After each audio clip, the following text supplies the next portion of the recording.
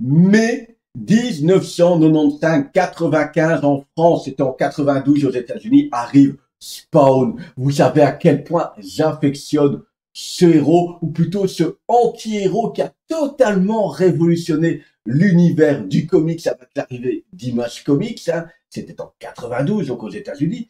Et puis, c'était violent, c'était irrévérencieux, des méchants, des vrais méchants badass qu'on n'avait jamais vu de l'innovation totale. Ouais, c'est ça. Spawn a surtout tout piqué Non, à Spider-Man, si tu regardes non, bien. non, non. Spawn n'a rien piqué à votre tisseur. Non, mais n'écoute pas, toi. N'écoute pas. Non, mais qu'est-ce que vous racontez, quoi? Spawn peut tout piquer. Spider-Man.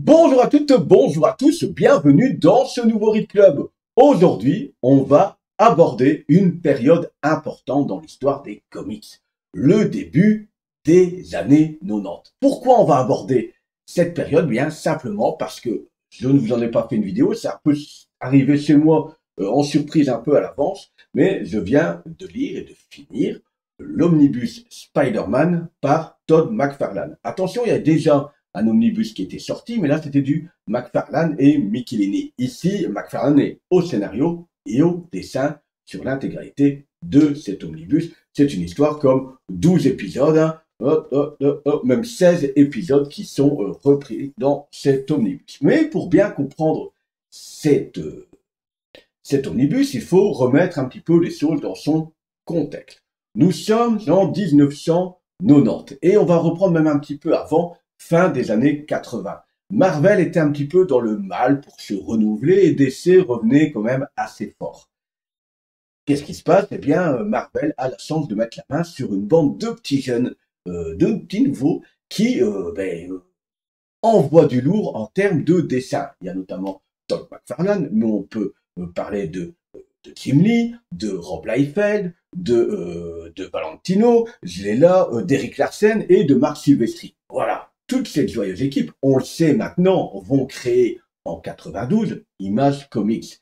Mais déjà là, en 1990, quand cette série va arriver, puisqu'elle arrive en août 1990, et les épisodes vont reprendre jusqu'au novembre 1991, eh bien, il faut un petit peu calmer les ardeurs de Todd McFarlane, là, en ce qui concerne ce Spider-Man, qui est déjà venu frapper quelques fois à la porte de chez Marvel, dire « moi je ne suis pas d'accord, je ne suis pas content de mes conditions de travail, du régime qui est imposé ici », hein, puisqu'on savait que quand on travaille chez Marvel, si tu crées quelque chose dans une revue de Marvel, tu n'es plus pleinement propriétaire de ton personnage, de ce que tu as créé. Alors c'est très gai hein, pour un Todd McFarlane qui peut réutiliser du Spider-Man, mais quand il crée un nouveau personnage, il n'a pas envie que ce nouveau personnage ne lui appartienne plus. Et donc déjà, là, Marvel lui dit, écoute, mon grand, on te propose un truc, on te crée une série Spider-Man qui sera pour toi. Pour toi t'éclater, tu seras au scénario et au dessin. Todd McFarlane, forcément, accepte et ce qui nous donnera donc ces épisodes ici compilés allant de août 1990 à novembre 1991. Il y a juste un épisode de X-Force, le numéro 4, hein, qui est en partenariat, tiens, si je ne dis pas de bêtises, avec, il me semble que c'est Rob Liefeld qui est là-dessus à l'époque, hein, sur ce X-Men, totalement, c'est là Rob Liefeld qui sera au scénario. Alors, quelle est l'ambiance de ce Spider-Man? Qu'est-ce que Todd McFarlane va amener dans ce Spider-Man? Moi, je trouve,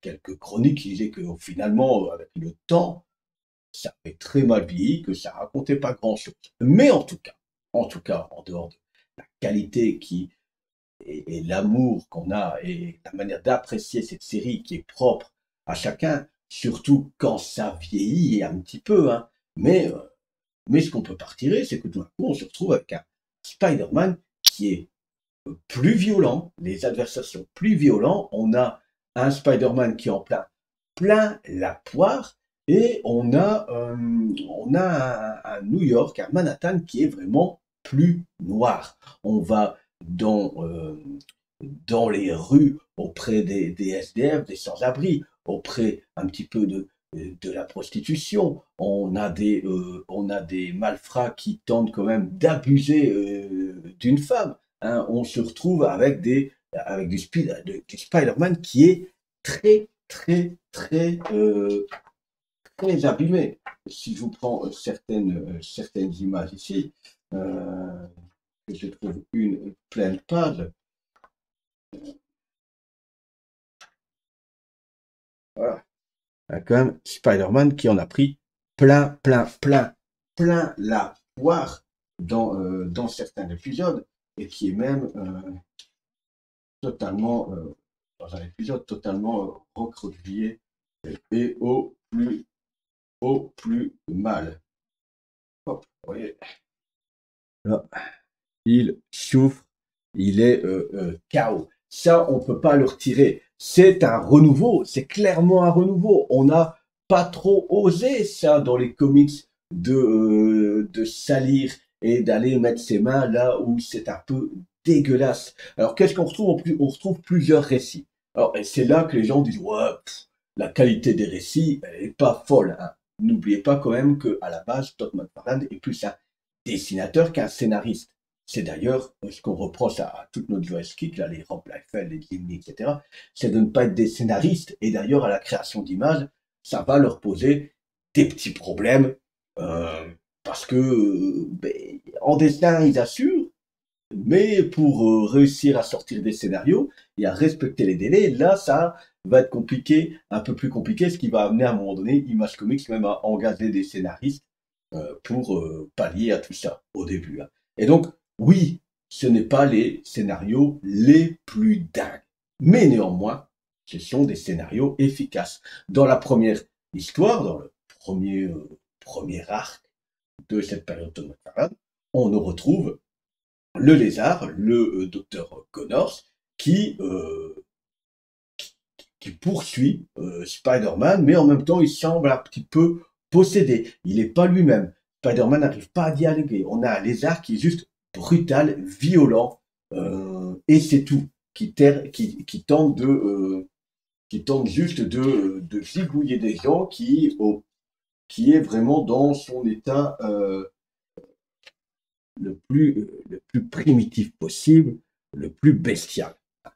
Pourquoi, comment, etc. Ça, je ne vais pas vous le dévoiler, mais bien qu'il y a une raison. Alors oui, sur cet arc, on pourrait dire que c'est bêtement la bagarre, la violence tout le long, oui, mais cette violence sur plusieurs issues fait que on a un Peter Parker, on le sent à la fin, qui craque totalement, quoi, qui en a pris plein la poire et qui ne comprend même pas pourquoi. Donc il se fait briser aussi un petit peu intellectuellement. C'est super sympathique. On a ensuite une histoire où là, on retrouve un super bouffon qui a totalement perdu la boule, hein, puisque là, c'est pas un gros spoil, il a emprisonné plein de personnes qui considèrent comme le mal et qui le considèrent comme laid, et il ne restera qu'un jeune enfant, et toute l'histoire là, c'est simplement Spider-Man qui tente en deux issues de récupérer cet enfant, et en parallèle, on a le Ghost Rider qui est là, qui sait très bien cet univers très noir. C'est un personnage quand même au lore assez particulier. Et donc, en effet, il n'y a pas un scénario de dingue, mais il y a une ambiance très forte. Vous voyez, ce personnage-là terrorisé, hein, c'est vraiment typique de Todd McFarlane. Finalement, et on en reparlera, on a déjà de, un arrière-goût de, de, de Spawn un petit peu. Hein. Vous voyez, il n'a pas peur de. Oui, les jeunes garçons. Il n'a pas peur d'abîmer le visage d'un gamin, voilà, on n'a pas peur de dégratiner, de faire du dégueulasse, du dégueulasse dans le visuel. Ensuite, on a une histoire, une genre d'enquête policière en dehors de Manhattan, dans une petite bourgade, où on a ici comment on l'appelle encore lui, le Wedding Go, personnage que je ne connaissais pas plus que ça.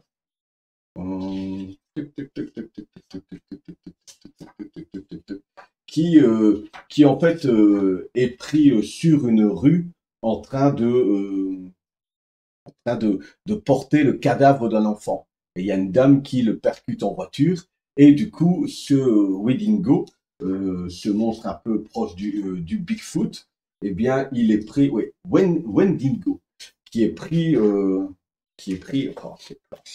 ces planches, qui est pris pour étant un tueur d'enfants, puisqu'il y a plein d'enfants qui ont disparu dans cette bourgade. Tiens, killing is something is king de Silva. Non, non, non, non. Là, on est vraiment sur ce côté, ce Bigfoot, comme les gens l'appellent là, est sûrement un tueur d'enfants et il faut le tuer. Et donc, ça part en live. Hein. Les chasseurs partent en forêt, ils tirent sur tout ce qui bouge, etc., en espérant l'abattre lui, etc., etc. Alors, qui on a la chance d'avoir dans cet épisode? Ben oui, Wolverine. À l'époque, nous, il s'appelait Serval en France, hein, je vous le rappelle quand même. Ouais, Wolverine pour les plus jeunes s'appelait Serval au début en France, et donc on a vraiment un Peter Parker qui part dans cette enquête policière. C'est encore une fois, c'est cool, c'est efficace. C'est pas le scénario le plus dingue, mais qu'est-ce que c'est efficace? Ça se lit tranquillement. C'est vraiment très, très, très, très, très gai à lire. On a ensuite des, euh, une histoire où des SDF, des sans-domicile, sont kidnappés tout d'abord par ce personnage-là et emmenés dans les égouts. Pourquoi, comment, etc. Ça, je vous laisse le découvrir, mais ça amènera notamment, du coup, Todd McFarlane se fait plaisir, hein, il va faire remettre un petit peu le costume noir à Peter Parker, hein, qui n'aura pas du tout les mêmes vocations, hein, mais voilà. Et puis on termine par un crossover avec X-Force, avec notamment euh, alors, deux épisodes, le X-Force numéro 4 et le Spider-Man numéro 16, où vous allez voir, dans ce crossover avec X-Force, tout est en mode comme ça, portrait, hein, en double page, en splash page, il me semble que ça s'appelle, hein, cette technique, où on va voir ben, voilà, tous ces personnages-là qui vont se retrouver en crossover avec Rob Liefeld. Tiens, Rob Liefeld, le fameux copain qui va partir avec Todd McFarlane et toute la clique qui est image comme de par hasard. Alors, on le sait maintenant, ce petit cadeau, hein, cette tentative de garder Todd McFarlane et les autres chez Marvel ben, ne fonctionnera pas. En 92, là, quasiment, c'est quasiment la date où il va partir. Entre le moment où il claque la porte et 92, où Image Comics arrive, eh bien, ils auront perdu tous ses talents. Alors, on rappelle, Image Comics est arrivé avec Spawn, hein, et finalement, Spawn, j'ai l'impression qu'on l'a pas trop critiqué. Mais quand est arrivé Youngblood, hein, Youngblood, je rappelle que pas de bêtises, c'est Rob Liefeld, hein. Donc ici, moi, c'est le Youngblood numéro 1 qui était sorti chez nous en mai 95. Hein. On leur disait, ben, ça ressemble quand même vachement un petit peu si on reprend le personnage là, hein, ça ressemble quand même un petit peu à un mix entre Avengers et X-Men, hein, c'est ce qu'on leur a reproché. On a reproché la même chose à Cyberforce de Marc Silvestri, hein, qu'on retrouve ça aux éditions Réflexion, il y a 2 tomes de sortie, hein, et voilà, avec ce personnage-là qui ressemble Rick Claw, qui ressemble très fortement à Wolverine, etc. On a ici quelqu'un qui ressemble plus à Colossus, on a clairement là, un peu de Psylocke, donc on leur reproche ça, et on reproche la même chose, hein, d'ailleurs, la cave de Miss faisait la réflexion, à Jim Lee de quand même d'être vachement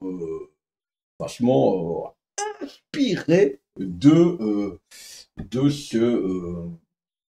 de Marvel. Et en même temps, ces gens-là avaient travaillé chez Marvel. Donc, on comprend un petit peu, hein. Moi, je me rappelle, si vous tombez sur des recueils de petites histoires du début de la carrière d'Akira Toriyama, on retrouve des éléments de Dr. Slump dans toutes les histoires, on retrouve des éléments de Dragon Ball dans toutes les histoires, et quand on remet ça bout à bout, on retrouve des personnages de ces grandes licences qui sont arrivées après sur Akira Toriyama. C'est pas rare, quoi. Ces gens-là ont travaillé, ont adapté ce trait-là. Alors, un trait qui est très années 90, un trait bodybuildé, hein. C'est d'ailleurs ce qu'on reproche, j'ai entendu des reproches de,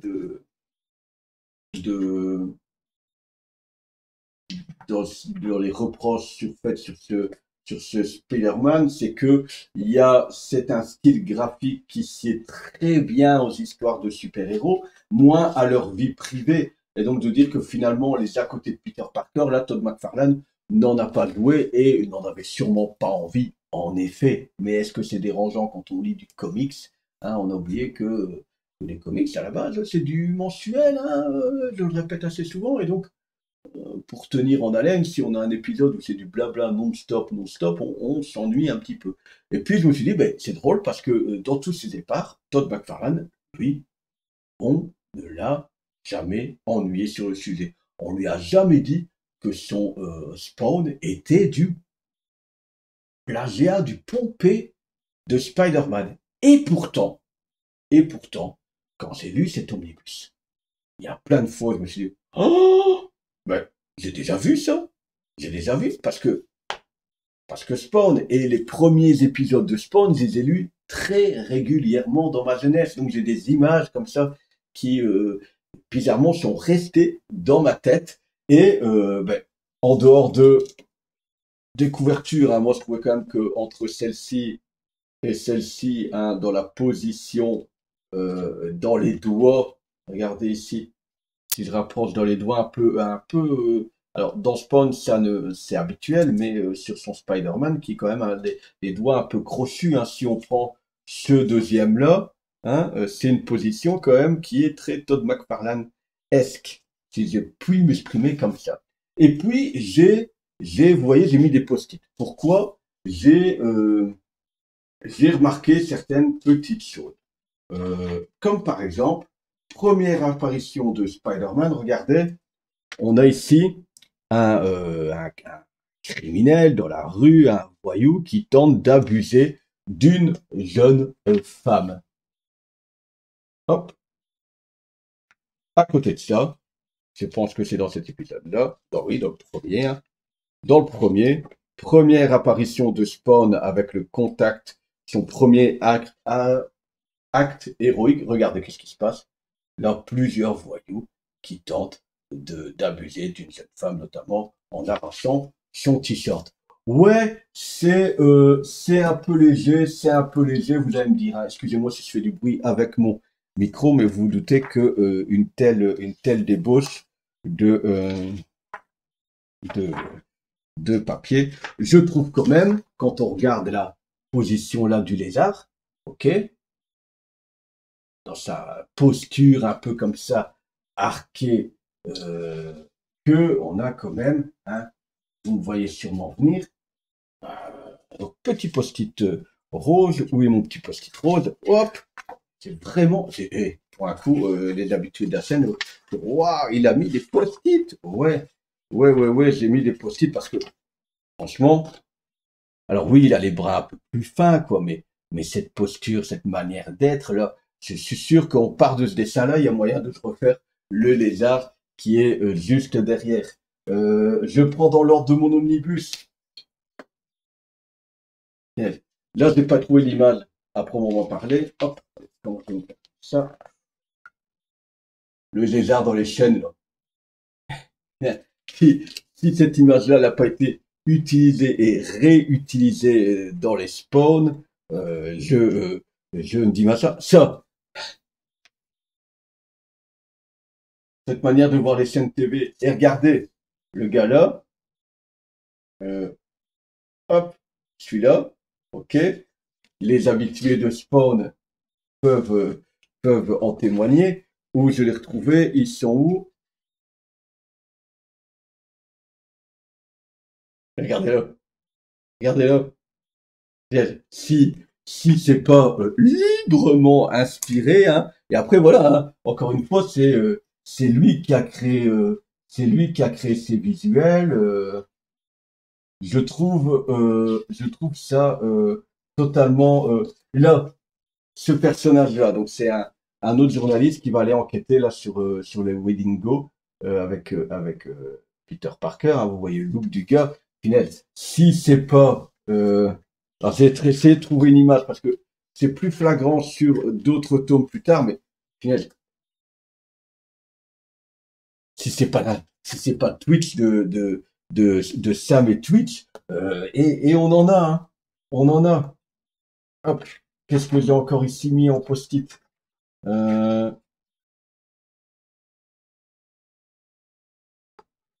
là, ouais.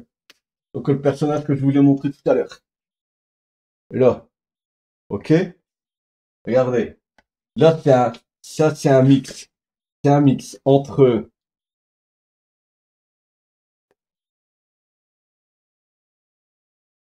Twist, le parrain de la mafia, et,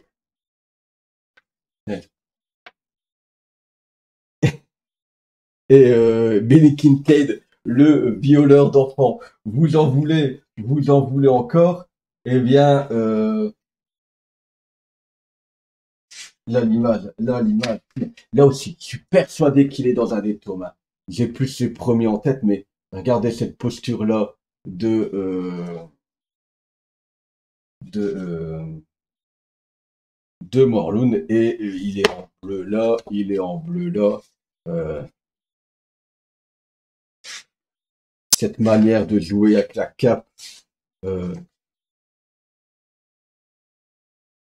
Alors, je suis quasiment sûr qu'il y a la même image exactement qui spawn avec une traînée verte comme ça. J'ai pu retrouver là en feuilletant vite fait. Et alors, il y a, en dehors des thèmes de comment les villes sont représentées, de comment Manhattan est représenté, de ce côté à vouloir absolument mettre les Spider-Man au plus proche de la rue, je veux dire du bas peuple, du monde des SDF, etc., des gens qui souffrent, hein, d'être un peu le héros des gens qui souffrent et qui ont une vie compliquée, hein, et tous ces thèmes-là. On a aussi là-dedans le super profond. Hop, je vais retrouver ça. Je vais retrouver ça. Hop, là aussi, hein, quand on voit le super bouffon, on a un super bouffon qui est quasiment comme un apôtre, comme si il devait prêcher la bonne parole, qu'il était la vision juste du monde de la religion. Il y a un côté comme ça très fort. Et quand je l'ai lu, je me suis dit, mais c'était pas Todd McFarlane qui l'avait fait, ça c'était pas lui au dessin, c'était d'autres personnes.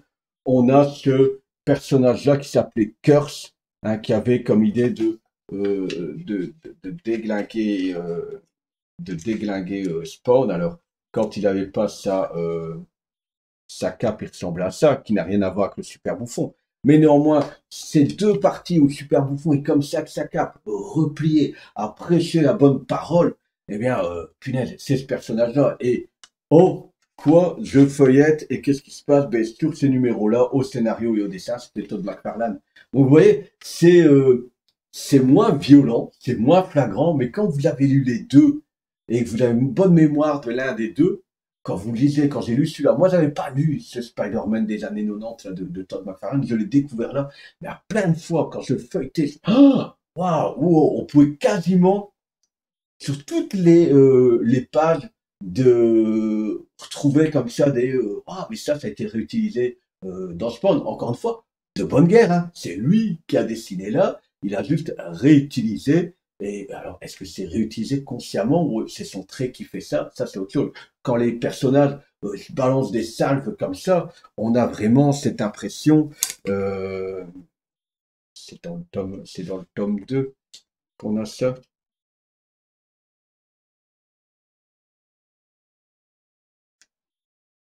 de salve d'énergie super, super violente. Là, vraiment, qu'il est là, quoi. Ce déploiement d'énergie, c'est vraiment, vraiment, vraiment celui-là. Donc voilà, je dis, waouh, waouh, waouh, waouh. Donc vous comprenez, mon introduction, vous comprenez que, oui, en effet, vous crieriez au plagiat, mais est-ce qu'on crie au plagiat quand ce sont les créateurs qui ont amené ça? Je ne pense pas. C'est de la réutilisation, sûrement, peut-être même inconsciente, hein, on griffonne ou en lisant des sketchbooks et puis mettre le personnage qui correspond. Mais en tout cas, voilà, voilà, voilà, voilà. C'est tout pour moi aujourd'hui. Je ne vais pas aller plus loin. Pour les vidéos suivantes, j'attends un gros arrivage pour demain de comics. Hein, vous savez que je commence mes comics au début du mois, pour mes lectures du mois. Il y a quoi, enfin, je vous dirai pas. Il y a plein de choses, de nouvelles, dès l'omnibus, des nouvelles licences, des licences qui se concluent. Donc tout ça, ben, j'attends normalement, si tout va bien, demain. Donc je pourrais vous en parler la semaine prochaine, tranquillement. Si, merci aux nouveaux abonnés d'être là, merci aux gens qui se sont abonnés. Si c'est la première fois que vous voulez arriver ici c'est le Read Club, on parle de comics essentiellement, un petit peu de bande dessinée, de temps en temps un petit peu de manga, et éventuellement de séries si quelque chose mérite qu'on en parle. Merci à tous ceux qui like, qui partagent, ça aide grandement la chaîne, et nous on se dit à tout bientôt pour un prochain Read Club. Ciao ciao!